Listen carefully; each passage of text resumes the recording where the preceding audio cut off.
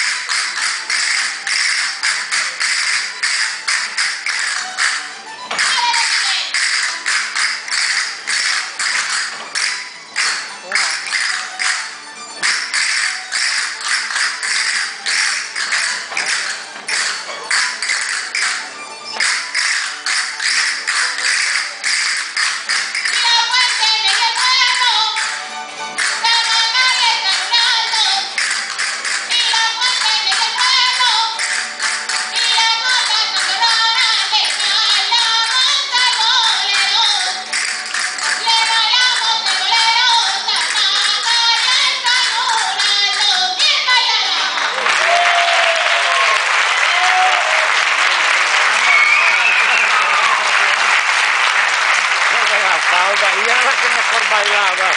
Y la falda era total.